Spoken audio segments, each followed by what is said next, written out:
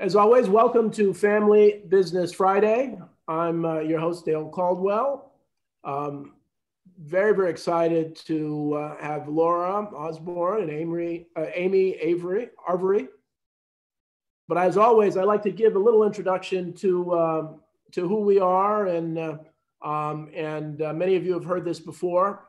We've adjusted a little bit. We're actually expanding what we do. Our mission is to support, promote, and research entrepreneurship with a special focus on family and veteran businesses. So Fairleigh Dickinson University, Rothman Institute of Innovation and Entrepreneurship. Our programs for the last 30 years, we've had a Family Business Alliance where we do everything from having a speaker series as well as doing mentoring sessions and a CEO roundtable programs. We have student programs to support student entrepreneurship, a Veterans Launching Ventures program we've had for 10 years. This year, we have about 15 different states, veterans from 15 different states participating in our Veterans Launching Ventures program. We've been writing articles, doing research and policy around entrepreneurship. We've done strategic planning. So if any organizations out there are looking for people to do strategic planning, we do a lot of work with families, small and even larger businesses. We're really starting to do more with urban businesses. We do leadership, sales, and diversity training. And we actually are now starting executive certification programs. We have a Society for Human Resource Management group we're talking to, and we're going to do more of these certification programs going forward. We wouldn't exist if it wasn't for our sponsors. TD Bank Charitable Foundation is one of them, Provident Bank, SunTrust, Commerce and Industry Association of New Jersey. I have to see if Tony Russo is on the call. The president, he's a partner here, and we always want his input. One of the things about entrepreneurship that's really important is we're entering a new year, a new administration, the world is changing. Entrepreneurship is more important than ever. It's really the key to bridging the political divide. I wrote an article that people seem to like to say that entrepreneurship is one way to bring the 70 million plus people on either side who voted for either candidate to begin to talk about bringing this country together around small businesses. And public policy must support entrepreneurship, and we've been pushing for these ideas called entrepreneur zones. So our Family Business Week in October, we've created something that we call Family Business Week, and you can learn more about it at familybusinessweek.com.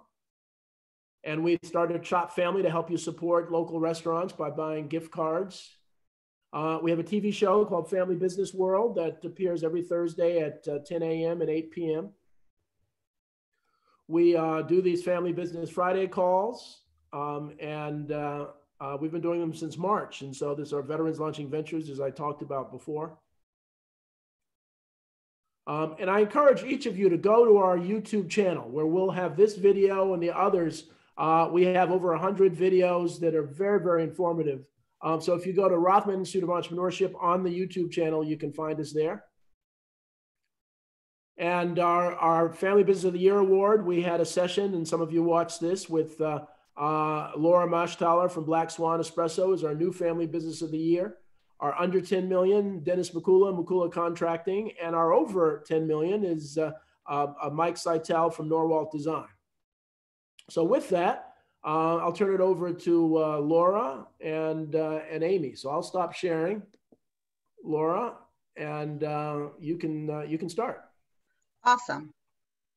Thank you so much, Dale.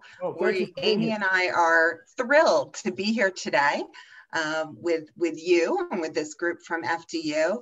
And what we at Crothers do is we work on things around people, culture, and leadership, the HR talent of your organization. So I think one of the things we wanted to talk about today were the top kind of 5 issues that we're hearing in this fourth quarter of 2020. So number one, lots of people are coming to us talking about communicating remotely. How do you really have these performance reviews remotely and difficult feedback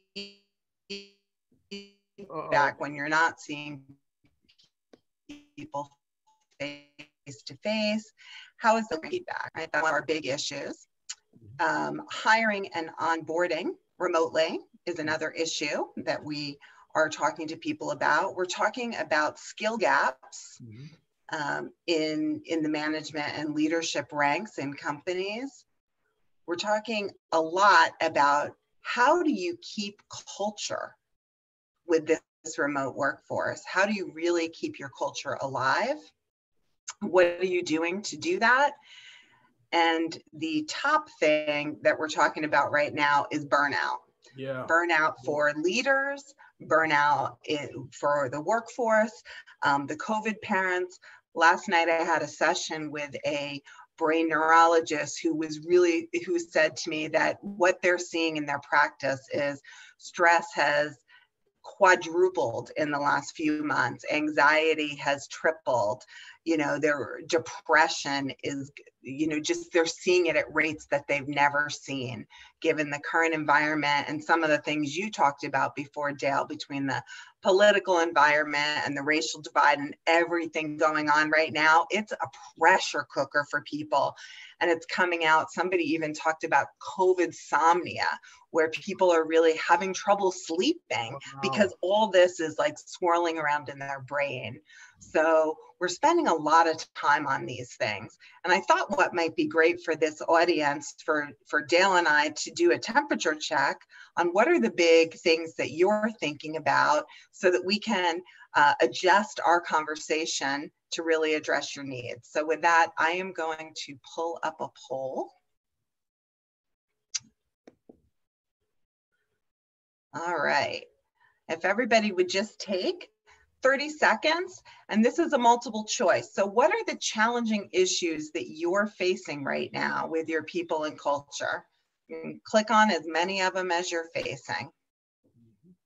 And then I will share this poll. I was going to try to vote, but it said hosts and panelists can't vote, so I can't. Hosts can't vote. Show the results.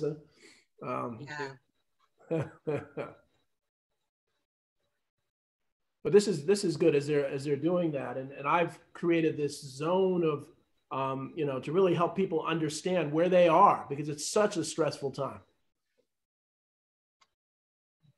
It really is, and that's part of our little gift at the end, which is why Amy is here with us. Here we go. We got about half. Maxine, we'll give it 10 more seconds, see if we can get the rest of the 30.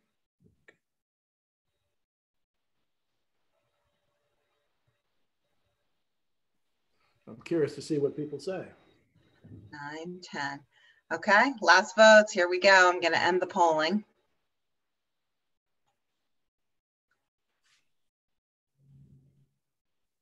All right, so it looks like the majority, 50%, are concerned about creating culture, managing and communicating with the remote workforce, about 40%. And then other things are on your mind: succession planning. Managers don't know how to manage. How do we know what to pay to people this year? Onboarding remotely, hiring talent, and motivating a remote workforce, kind of that morale issue. So awesome. Laura, this is interesting, because normally in normal times, I think hiring talent would have been much higher, but nobody's really hiring now. So that's really interesting. Our conversation right before this, Dale, I was talking to a group of people about workforce planning and how companies really need to right now be thinking about what will their workforce look like moving into 2021. Are they going to use a contingent workforce? Do they need more part-timers? Can they hire from different geography?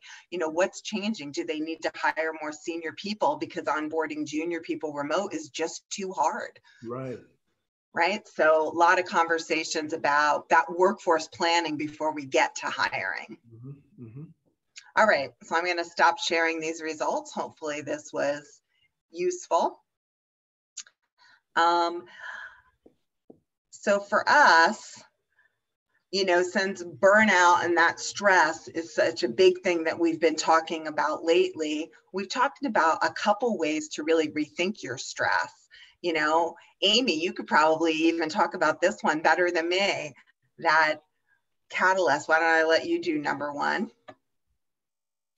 Oh, right. So thinking about the positive changes that have come from COVID, regardless of the stress, thinking about what has come because of it. You know, sometimes when we're moving along in life, our direction must change for whatever reason, and we aren't able to do that. Something happens that causes us to have to see things differently and experience things differently, learn something new. And if we look at your past year or this past experience, certainly there have been skills, qualities, or experiences that you've had that you couldn't have had that have added value to your experience.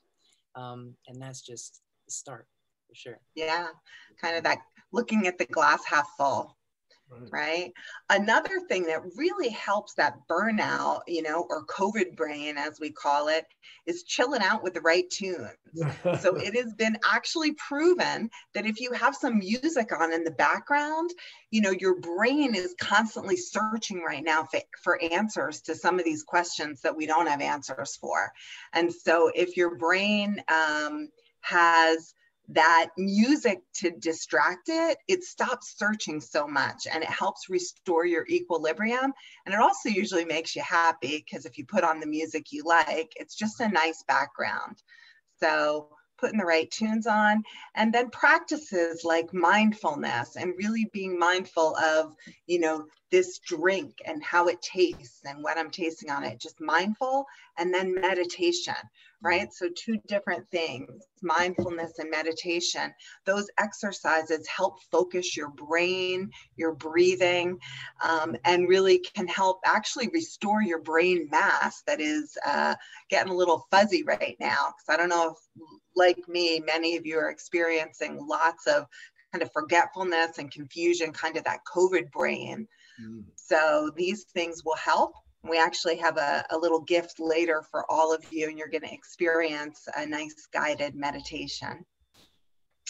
So those are some tips that I think might help folks as we move into this stressful season.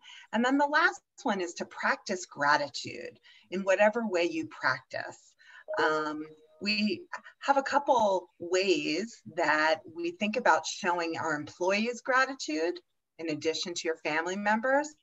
Sometimes sending them a note. You know, I have lots of clients who talk about buying gifts and doing things. And I said, you know, almost more meaningful is if you take the time to send your employees a note and tell them why you're thankful for them, what they've done for your organization that's been so wonderful. And if you want to kind of double and triple, quadruple that impact, send that note instead of to them, to their children. Send their children a note. Tell them why their parent is so amazing in your organization and what they do to help, and thank them for giving you their parent for some of their time. One year, someone actually sent me, my children, a gift, and it was bowling tickets, bowling and movie tickets, and a note about me and what I've done for their organization. And it said, you know, hey, take your mom bowling into the movies and tell her to leave her phone at home. And this is her time with you, but here's why she's so important to us. You know, one of our clients, and that was crazy meaningful for me and my kids. So there's an idea that I think maybe people haven't seen. Obviously, lots of people are giving wonderful token gifts. The gift of time, you know, allowing people to really disconnect right now. We've had in this 24-hour work zone where we're all at home, I think we've heard a lot about people are on all the time and they feel that they get pinged and they've got to respond on the weekends at night when they usually would be shutting down and leaving the office. You're not leaving anymore. And so to really say to someone, like for my team, I said, this Thanksgiving season, like we're off, no emails, no pinging, just let people have that time to breathe and to recharge and to be with their family and show them gratitude by respecting that downtime. You know, a gift to charity, that's a wonderful gratitude for your employees. And there's lots of organizations like Caring Connection who you can order a craft, it'll be sent to your employee's home. You can team build and do the craft together as a team. And then in there is a package where it gets sent to a charity of your choice to help someone with what you've done. So there's lots of wonderful ways you can give something to charity with a gift of time for your employees. Another thing I say that really helps show your employees gratitude is if you can be vulnerable and empathetic right now, understand what they're going through, share with them if you're struggling. That's a gift. You know, the gift of understanding, the gift of listening, these are really gifts. And it does show your employees that you're grateful for them if you take the time to understand, to be empathetic, to listen. And then, you know, I've been saying, I think this is my phrase of 2020 was give yourself grace. Give yourself grace that you're not always going to be 100% right now. You're going to have those rough days. And guess what? So are the people around you. And so if you can tell someone's having a rough day, saying to them, you know what? I know it's a rough time. You got some grace today. You know, take the afternoon off. Do what you need to do to regroup yourself. I can tell you're struggling today. I think keeping an eye on our employees, making sure that they're okay right now in this difficult time with depression and stress and things like that, really going up like quadruple from what it was, you know, this time last year. I think we need to do that. Laura, let me add two things. One, you know, talking about the gift of time, that many of us, because of Zoom, are working longer hours. We find ourselves, we start earlier in the morning, we go later in the evening. So it's important, as you said, to really cut that off. And I see Janet Werner is in the audience and who is doing the caring postcards. So Janet, working with the nonprofit that I started, are actually helping seniors write these caring cards to family members to communicate, kids writing them to police. And so those kinds of things, you know, you think you're doing a good thing for them, but it really helps you. That's wonderful. That's great. Absolutely. And that's not, you know, a big investment, right? It's some time and some thought. It's not, you know, we're not asking you to donate $10,000 to a charity. So very good. And then the last thing you can do to show your employees gratitude is to kind of play and have fun. Find ways to connect with them, you know, find ways to get the team together to connect, whether that be virtually, whether that be a walk outside together, whether that be a parking lot lunch, you know, where you can see each other's face. You can all pull your cars, open your trunks, and, you know, have lunch together for a half an hour, right? Find ways to kind of play and have fun. And so I think, you know, for me, those are some tips that we've heard from the different CEO groups that we run, lots of best practices. You know, anything else there, Dale or Amy? No, this is a great list. My daughter is here, and so we were talking about music being important. I tell her don't you know, she listens to music as she does homework. So I said, well, you know, music is great, but you know. Well, and it's funny because now what the neurologists and stuff are saying is do, because it keeps your brain, you get just that little bit going on. It keeps you from focusing on some of this anxiety and stress. Wonderful. And your daughter's going to like me after this. Oh, yes. She loves this. So, well, this is great. Yep. Good. Awesome. So, you know, this is our end, but I know, Dale, we had wanted to kind of bounce around about some of these topics. I have one more poll that I wanted to do so we can find some other areas that we might want to talk about.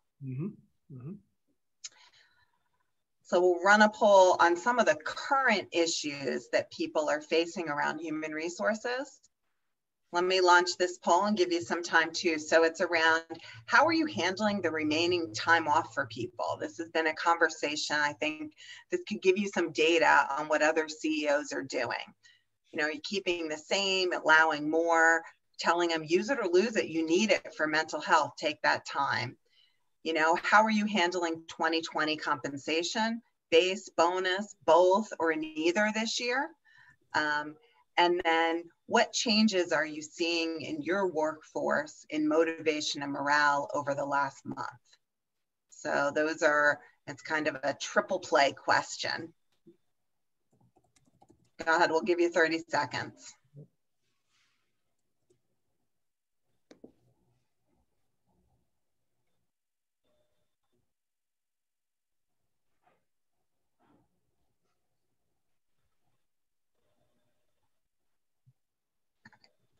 I'm curious about these answers. Yeah. These are real challenges for family and small businesses. What do they do? Absolutely. You know, and we have national data on how people are handling 2020 comp, but it's different. You know, I think the family and small businesses are making some different choices than nationally. Mm-hmm. And it'll be interesting to see if this group is similar to some of the, you know, the different CEO groups. I work with 2 WPO groups and 2 different CEO groups. Yeah. So yeah, and it's so far it looks like they've got pretty similar data. We got, okay. you know, we have a few voted. Let's see if we can get some more. Yeah, please. We want your input, so please answer the question if you can. I think people are multitasking. It's lunchtime. Yeah, it's lunchtime. They're eating and oh, I have to put my sandwich down. yeah. So some people are private; they don't have employees. Okay. Now the question is, what is a WPO group? Someone. Women's Presidents Organization. So it's for women entrepreneurs that run businesses of 2 million and more. It's like we're calling it second stage entrepreneurs, and it is a monthly peer, you know, if you want to say peer board of directors for each other, come together once a month for a half day to discuss business challenges, and we go around and we clarify each other's challenges, question, and then give, in my experience, when I had something similar, this is what I did. And that person walks away with a bag full of ideas to go solve their challenge. Are you in a chapter of W? Somebody asked if you. So I run 2 chapters. You run 2 chapters. Which ones? I run Morris County and Monmouth County. Okay, good. Yeah, New Jersey has 7 chapters. 7 chapters. Wow. Yeah. All right. We're going to end the polling here, and I will share the results. So people are keeping their same policy for time off, which in general, that's what I'm hearing from most CEOs. A few people have chosen to pay out unused time off. And here, some are saying use it or lose it. Mm-hmm. Compensation is no salary increases or bonuses. So the norm with my other groups have been bonus only. People are holding salaries flat, not really knowing what 2021 is going to bring, but most of them were paying some kind of a bonus to staff. Yeah. So this group is not able to do that. And what are we seeing? Changes in motivation and morale. So people seem more distracted and productivity is declining. Yep. COVID rise is really impacting people in many ways. Mental health is a big concern. Absolutely. Yeah, people are starting to struggle. The working parents really struggling now that schools are starting to shut down again. Yep. Right. And some people are seeing no change. So interesting. The group that I did earlier this week, it was 20 women CEOs. Most of them were no change. They said, we haven't really seen a change. I said, you better start listening and paying attention. Yeah. Not sure if it's just you're too busy that you haven't put your head down. So yeah, this COVID rise is really, impacting all these things. Mental health, schools, distraction, that COVID brain is keeping us distracted, and productivity, it's real. It's a mental issue. It's very, very, very, very real. And I mean, the good news is, and we can talk some more about this, is that with some vaccines on the horizon, that should give people some confidence, but people aren't sure whether the vaccines work. But keep that list up. I'd like to talk a little more. You want to go back to that? Okay. Yeah. You keep the oh no. I was gonna say keep the PowerPoint you have up. We can talk about that. Okay. Yeah. But I will say, keeping the same policy, I'm hearing that food banks and others are up 75% or so with the working folks or previously working folks who are using food banks. Wow. Yeah. I mean, it's really, and so the stress, virtually everybody has a family member that's probably struggling financially. And any tips or thoughts on how do you kind of support, support family members who are dealing with the stress of losing a job or about to lose a job or dealing with financial challenges, or what do you recommend? Go ahead, Aim. Yeah, I like to add in there addictions. This is a time that the work I'm doing in rehab facilities also, they're inundated. People are struggling for ways to get through the burdens that they're carrying.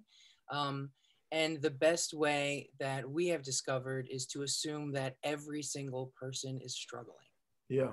Yeah. And we are all doing our best to do our best, right? To hold on and meet the expectations that have been, and to make it through whatever project needs them to make it through, or whatever focus needs to be put on. People are doing their very best to seem as if they are doing their very best.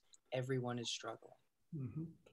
So one of the things that we see in the notes, this whole idea, we talked about employees, but what about the solopreneurs, the individual, the single shingle folks? And this is a stressful time, for them too, because business is down. Any particular special advice for those folks? So what if you live by yourself and you have your own business? What do you do? How do you connect? Any thoughts? Yeah. So, I think some of it is the same, is reaching out to your clients, right? Showing that you care about them, that you want to hear just how are you? Being vulnerable with clients, I think sometimes makes a difference too, to say, gosh, I'm here alone running my business right now. This is a little crazy for me. I'm having days that are rough. How is it with you? And sometimes by you being vulnerable, you get them to open up and you forge a whole new level of relationship with your client. I think being honest with clients is one thing that has helped us. I know in the beginning, when we didn't know what COVID was going to do to our business, some of our best clients started paying our invoices the day they got them. So instead of the 30-day terms, they started paying immediately because they knew I was a little concerned. And they said, we want to help. We want to help. What can we do? We can get cash to you quicker. And so they wouldn't have known that if I didn't share, if I wasn't a little vulnerable. Right. So that's one thing, Dale. No, that's fantastic. I mean, one of the things that, and the reason that this discussion is so important is that, one of the good things that's come out of COVID is this recognition of people, the recognition of connection, people missing connection, and the recognition that business is about people. You look at, in fact, I was dealing with a big company that has 60, 90, 180-day payment terms for a small business. And just no sense of what it's like that people are living, hand to mouth. And I think we need a little more compassion in the business world. And that's what I love about family businesses, is that once you don't have to be a member of the family, but once you've worked for a family business for a while, you become part of the family. And I submit they're the best places to work, better than nonprofits, better than government, better than big business, as family businesses really are, because they treat people as family. And I just saw a family business that was actually looking for donations so that they could keep their employees employed, that they didn't have enough revenue. And so we need to really understand that this people, that the people side of things. I'd like to add, Dale, to that's why the managing of the stress is so important, because now's the time for those family-owned places and for those solopreneurs to be able to tap into their creativity. Now is the time for them to reach beyond what has been expected or what the norm has been up till now. The rules have collapsed. The world has changed. Now is your opportunity to take your thing and adjust it in a way that will work in this new world that we're creating. So now a comment, we're getting more kind of chats about this. So this is really hitting home. So the suggestion about being vulnerable is, it can be dangerous with clients. There's a level of vulnerability. You want to speak to that? Sure. And I think that was an old reel. You know, I think that now with what we've been going through, it's created a new norm. And part of that new norm is people are being a little more vulnerable, right? We're all in our homes and our kids walk in. And one of my colleagues, her son walked in without his pants on in the middle of a call. Like there's stuff happening that like does not normally happen in the business world. Your dog is barking and you know, and people are having down days. And I think that it's allowed us to hit a different level of vulnerability in relationships. And I think that we've proven that the best leaders from all of our research, the best leaders are the ones that are empathetic and vulnerable and understand and listen. And so if you can give that gift to your client of being that with them, and allowing them that to come back. So I kind of disagree. I agree that boundaries, you know, boundaries are important, that you keep the boundaries for yourself on what's acceptable and not what you're going to own and what isn't yours. But in terms of what you choose to share, it's still up to you. You know, and but I do think that it's a different world right now. Yeah, it really is a different world. And so I do a lot of training with leadership and sales and others, and I use this intelligent influence model, which is all built on our personal influences, that we're all products of our influence. And so I use the analogy of music, that we all have our own music. You know, we grew up with, and the research shows our musical taste developed between ages 14 and 24. And it doesn't mean you don't like other stuff, but that's when your brain's developing. And so we each have our own music. And it's fun when you get into it to understand other people's music, other styles, other influences, to go out of your way. And that's actually a great sales technique, to really understand from whence the other people come. But we so often look at people, well, you're part of a category. So, you know, you're 35 and, you know, you're a woman and this is what you know. Everybody's an individual. And I'm hoping that the post-COVID gets us back to really, really appreciating each other and appreciating our own influences in music, so that we can, you know, we can work together. And it is a great way to grow your business. Yeah. You know, and I want to just, one other thing came to me as you were talking around vulnerability is, I don't know if anybody's familiar with some of the work of Dr. Brene Brown, right? And she says you can't get to courage without vulnerability. And an example, I think, which might be part of this boundaries that you're talking about with the question is, it's not vulnerable to go blah, like, and tell everybody everything, right? Like to put on Facebook, you know, my husband and I are having divorce and we told my kids tonight and they were crying and hysterical, and like, that's not being vulnerable. That's like oversharing, right? You know, there is a difference between oversharing in a way that makes people uncomfortable and like truly being vulnerable, right? So I would suggest that, you know, if you haven't listened to any of Brene Brown's podcast, she does a way better job at this than me.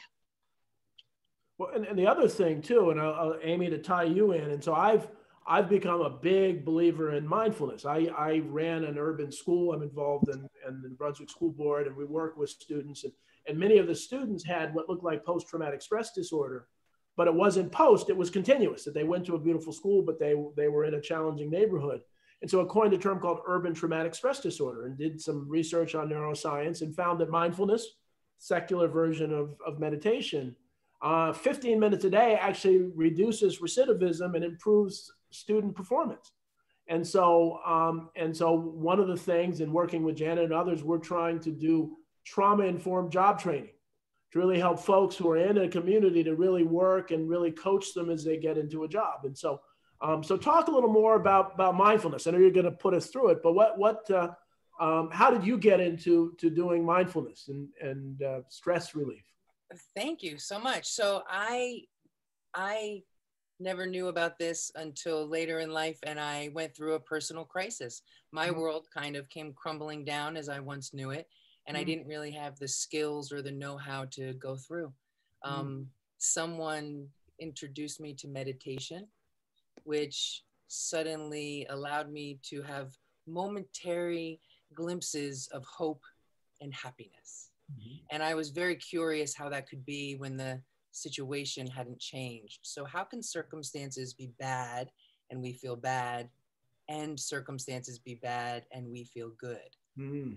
That made me very, very curious, and it led me down this very deep rabbit hole, which included learning the technique of hypnosis, which is really just a technique that we can use in order to adjust our thinking, clear all that static, and allow ourselves to feel and believe all those things that we really want to feel and believe. And the thing about hypnosis is that it's a naturally occurring brain state. We have entered into it every single day since the moment we're born. We go through it when we go to sleep. We go through it when we wake up. When we're concentrating and focused on something, we are usually in it. It's just a different frequency in which we process information differently. So learning how to get into it allows you the ability to clear all the static, all the stress, all of those voices yelling at you all day that you're not doing it good enough. Quiets everything down so you can actually see the resolution of the problem or the piece of the puzzle that you haven't been able to put in to make the picture work. It allows you to move forward in a proactive way that aligns you with what you desire. And so the you know, I always ask the simple questions of, you know, the TV shows that you hypnotize people to do things they don't want to do. That doesn't really work, does it? It's not a real thing. Yeah, it's not a real thing. Right. Yeah, nobody could make anyone else do or believe anything they don't really want to do or believe, right? And the way that I use this is very much as a very personal experience. So I can do a room of 500 people and everyone will have their very own, very private experience. This is something that goes on within you. I guide you through it. You just get to relax and enjoy the imagery if you'd like. Wow. And the goal is to allow you to take your thoughts from those things that are causing you a negative physical reaction, right? That tightness in our stomach or our chest, our head always hurting, the digestive problems caused from the stress, is to take a moment from those. And we allow all of that static to clear and we feel that peace that allows us to feel hopeful, that allows us to see the solutions and the resolutions, that allows us to be open to receiving all of those things that we've been asking for. Wow.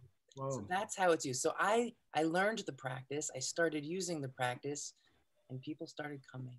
And through the years, I've worked with now doctors and therapists and schools and companies. We've used hypnosis in surgery. We've spoken on TV. We've got some books. This has just grown because the information is so incredibly helpful and every single person has the ability to do this. So I'm grateful to be here and I'm grateful for Laura because we've created amazing programs together that have allowed companies and individuals to learn these little techniques so that they move through their experiences differently. Their performance is enhanced. They can find joy in their lives again. It's incredible stuff. I often say that if I was going back through school again, I would really study neuroscience because it's amazing how little we really know about the brain, and the brain controls everything. It controls your happiness. It really, and so even as entrepreneurs, as family business people, to really think about the role the brain plays in our success or our happiness. And so so is there a stigma with hypnosis? Do you use a different name or, Well, funny, depending on where I'm using it, that's what we have to call it. So sometimes we call it guided visualization. Sometimes it's a meditation. I love to use hypnosis because I love to educate people as I was educated. I also thought it was cluck like a chicken, some crazy thing.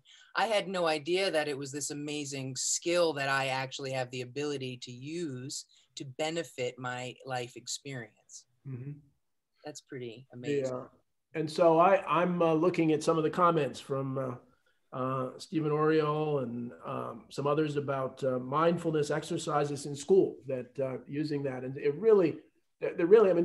there's so many tools available to us. And I've often said that one of the easier tools to deal with depression or challenges is to actually help somebody. To really just go help somebody. It's really more for you than them. It really is so true. It's absolutely. I'm wondering, Amy, if this group might like you to explain a little bit about neuroplasticity and how that works. I was thinking that. I was thinking it also. I was thinking. Yeah, me too. Just a little bit. sometimes we move through life and we've been told things like, you know, you are who you are, you know, it is what it is. And that is so far from the reality of how we work and how our brain works and how our experience evolves. And from the very moment we're born, we are creating this mental program. We are creating this network of processes that are taking place automatically, and we don't have to think about them. So we have decided a lot of things about ourselves, about the world, about our place in the world, with our expectations from the moment we were small children. Decisions you made about yourself when you were 9 years old, you may still be operating on. Those are those things that come in conflict with what you really believe now. I can do this. I know that it's possible. I could see it. I have my business plan. I'm ready for it. Right? But we have those underlying things, those things in our program that we must adjust so that we can align. And our brain is constantly listening. That is good and bad. Our brain is constantly listening to us. So every time we remind it that we can't do it, that it's not working, that it's too difficult, that now's not the time, all of those things we are absorbing and believing. And if you choose to believe that, then what you want to do is going to be difficult, because that's a whole different direction you must move your brain into. Interesting. Yeah. Interesting. So meditation is a great way to practice thinking how you want to think, so that you can remove yourself from the automatic program that is preventing you from thinking and being as you desire. Right, right. And so do you have a book? Now, what do you have your book about this? You want to show so your I book? have two books. I have a book for children. It's a hypnotic bedtime story. It's called The Magic Box, a hypnotic bedtime story. And that is to help children under the age of 12 learn how to put themselves to sleep calmly, and also take all their stresses, insecurities, and worries and transform them into confidence and strength. Wonderful. Yes. And then I have another book called Limitless, a guide to finding your greatest self. And that is for the rest of us who are trying to move through in a more positive way and find alignment, but aren't quite sure how. There's a lot of tools in there that I've learned along the way that are helping a lot of people move through it. And a lot of client stories, which are pretty interesting to read. Also, a lot of case studies in there through the years of me doing the hypnosis. Wonderful. And Laura, now who do you work with mostly? What are some of your clients? Yeah, so our main clients tend to be small and middle market businesses with, you know, typically they're going to have 10 employees or more. 10 to 200 is kind of our sweet spot. And we work with them. We're doing a lot of performance management, compensation redesign, management and leadership training, coaching, group coaching, individual coaching, leadership coaching, you know, so that's the group that we work with, lots of CEOs, you know. One of our comments, Thomas Tweet said, there's a great book that this is your brain. Let me see what he on music. Saying. Yeah, this is your brain on music.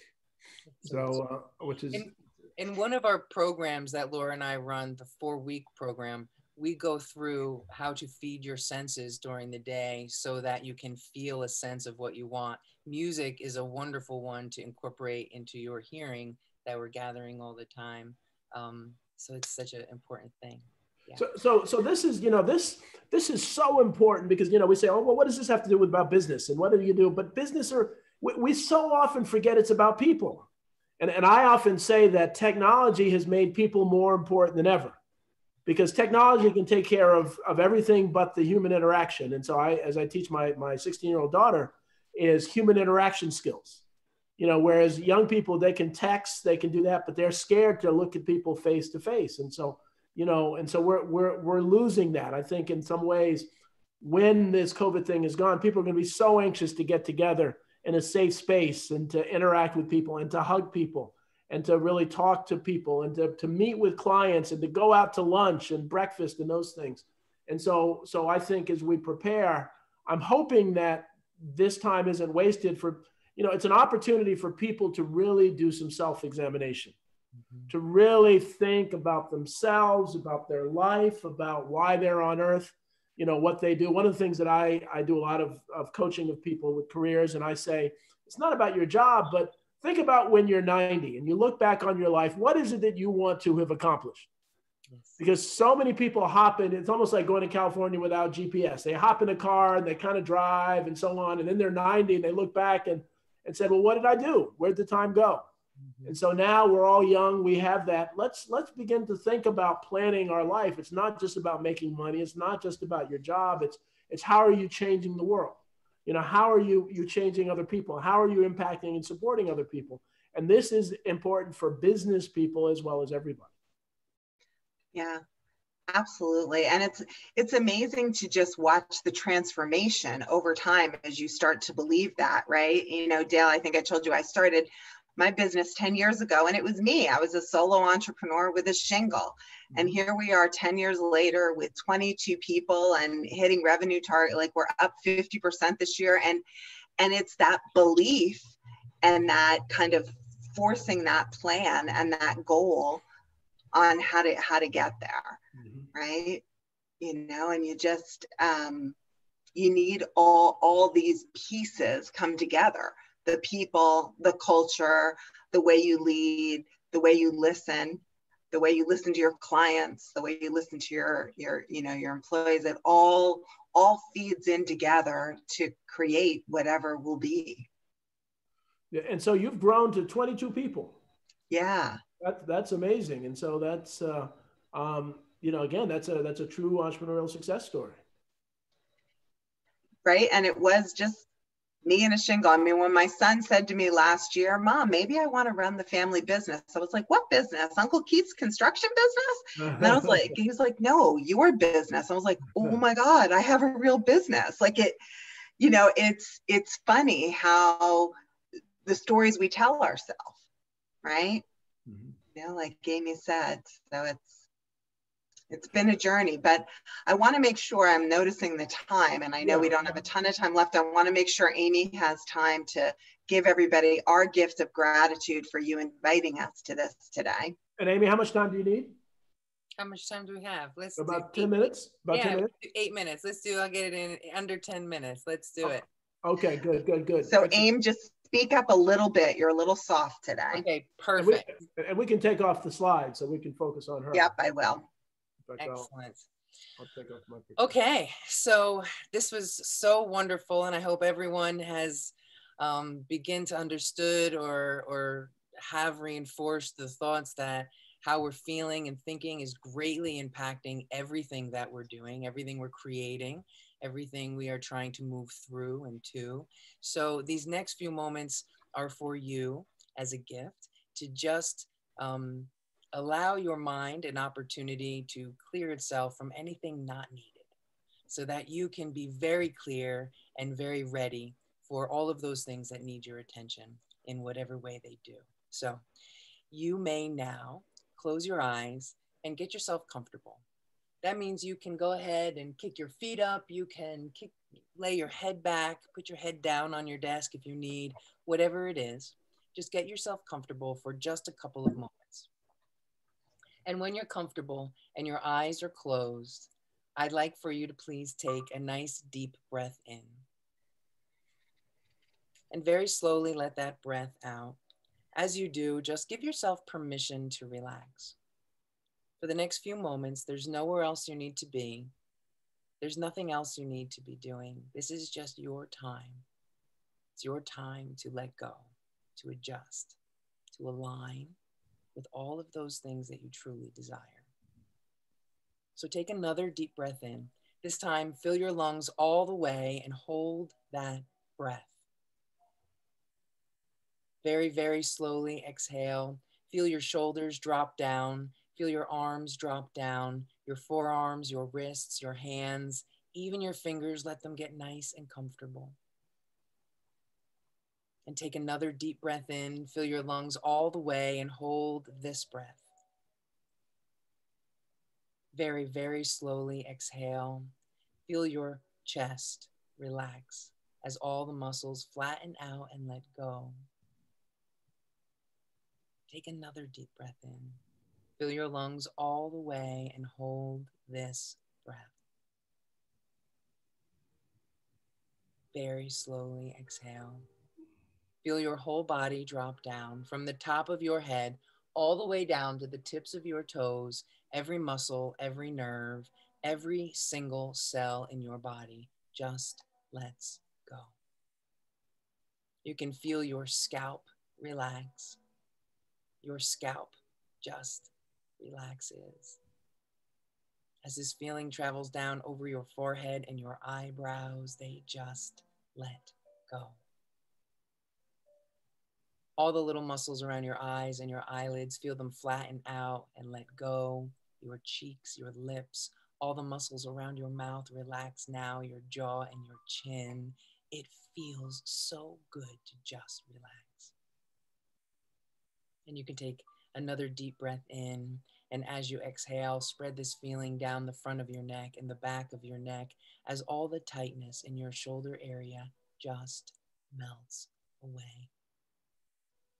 Send this feeling down your back now as all the muscles relax. Take a deep breath in, fill your lungs. And as you exhale, feel your organs relax, your heart, your lungs, your stomach. Release all tension, all toxicity. As this feeling travels down through your hips and your legs, relaxing your thighs, your knees, your calves, ankles, and feet. Even your toes are so relaxed. What a gift you have, this ability to relax whenever you need, whenever you want. And you can feel yourself letting go now as you place your attention on your chest, feeling the rise and fall of your chest with every breath you take. Noticing now that with every breath, a wonderful wave of relaxation spreads through your body, relaxing every muscle, every nerve, every single cell in your body.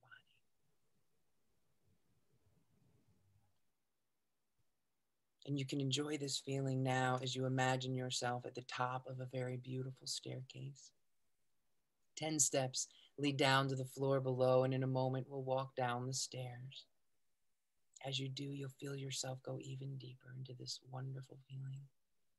So go ahead and step down to the 9th step carefully. Feel yourself go deeper. Step down now to 8, going deeper still, down to 7, 6, 5, 4, 3, 2, 1. You're at the bottom of the stairs now. There's a door. Go ahead, push it. It opens so easily, and you step outside into a beautiful forest on a perfect summer's day as the trees are lush and green and the sun is shining down. The temperature is just right, and you can smell the freshness in the air. You are calm and clear, completely relaxed. And as you look above to the top of a tree, you notice the most beautiful butterfly you have ever seen. Its colors, so vivid. And I'm going to count from 5 down to 1. And as I do, you can just watch as this butterfly descends. And as it descends, you too will go deeper and deeper into this wonderful feeling now. 5, 4, 3, 2, 1. The butterfly lands, and so too are you, completely relaxed. As the butterfly lifts up now, leading you through this place, noticing that with each and every step you take, you feel a tremendous sensation of letting go of any darkness, of any doubt, of any fear, of any insecurity. A deep sensation of letting go as you move through this beautiful place until you are led to a driveway. A long driveway, and as you make your way down this driveway, you come across a beautiful house. This house has been here since the beginning of time. This is your house. And as you make your way to the front door, it opens and you are greeted by your future self. 10 years from today, having achieved all of those things that you once desired. And your future self greets you with great love and walks you through this beautiful place out through the back door as you sit together, observing the most beautiful scene. And I'm going to count from 1 to 10 as I do. You can take this moment to ask or say whatever you'd like with your future self. This is your time. You may receive an answer in the shape of a nod or knowing. 1, 2, 3, 4, 5, 6, 7, 8, 9, 10. You are success, confident, clear. You are a problem solver. You find yourself sleeping very well at night, waking in the morning refreshed with a new motivation for this experience that you are creating. Passionate, focused, open, ready. This is you. You are limitless.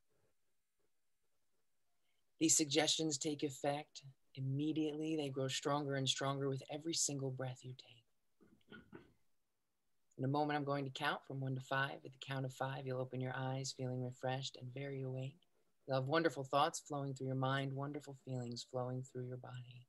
1, 2, 3, remembering the helpful suggestions. 4 and 5, eyes open, out of meditation, feeling refreshed and very awake. Wonderful. That was very, very powerful. In just 8 minutes. Amazing what we can do in 8 minutes, huh? It really is. And well, you have the perfect voice for it too. So thank you. Thanks. And what we do is, Dale, we'll send you the link to this, and then you can send it out to people. And I find that the second and third time you listen to it, your body actually really relaxes. Right. So if they listen to it a few times, or every morning, every afternoon, your body relaxes much quicker. Right. You're learning the practice. Absolutely. And the first time you ever do an experience like this, in case anyone is wondering if they did it right or wrong, or if it worked or it didn't work, the reality is it always works.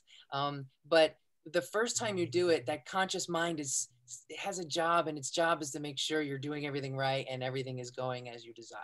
So it's very hard to completely relax and also pay attention. So on the first time, you're kind of stuck in that. So as Laura said, continue listening. The experience will change for you each time. And each time you do, you give yourself a moment of relief from everything so that you could step back in a little more charged up, clear, and ready.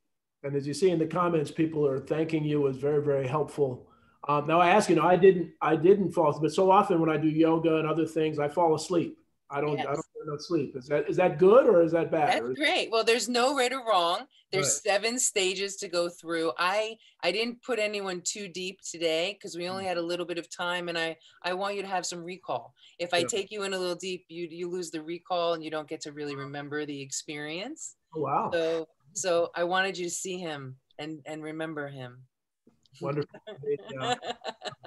Well, Laura and Amy, thank you very much. We always end right on time. We're at 1 o'clock, but this was wonderful. I feel rejuvenated, as I think most of the people do here. So thank you for your time, especially as we go into the holidays. This is perfect. And so we'll have you back hopefully in 2021. Awesome.